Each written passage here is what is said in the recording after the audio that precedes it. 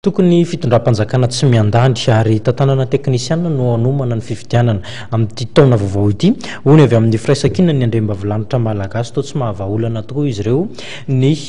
sorodalana ivoahana amin'ny krizy ny eritreretina fa ampiravina ny disadisa misy eto amin'ny firenena araka izany ary dia manao antsoavo ny avy amin'ity fikambanana ity. Mikatso ny raharaham-pirenena araka ny fijery firaisankina ny andrembavilanitra malagasy. Tsy mandeha hoy izy ireo fa nataterana ny sorodalana izay nitsoniavina ahafahana mampivoaka ny firenena ao anatin'ny krizy. Ary mitaky ny isian'ny fitondram-panjakana tsy miandany ary tantanana teknisianina iantoka amin'ny fanataterana ny fifidianana ity firaisankina ny andrembavilanitra malagasy ity. Tsy fantatra intsony hoe aiza ho aiza zany ny tokony ipetrahany tongotsika malagasy amin'izao fotoana izao fa dia efa tena mafy ary raha mahita tsaratsara kokoa ngamba raha ohatra ka tena hoe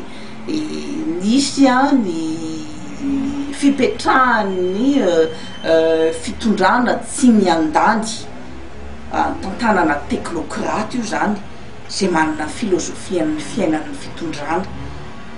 dia fanjakana tandalana dia fanafoanana raha teo koa ny lalàna mitarika ny olona tsy anara-dalàna io zany le hoe loi scélérate dia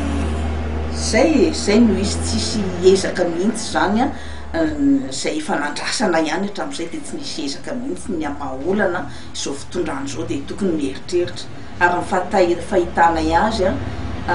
na ho tonga amin'ilay atao hoe fifidianana raha dia mbola fifidianana tsy ho eken'ny rehetrarehetra ihany.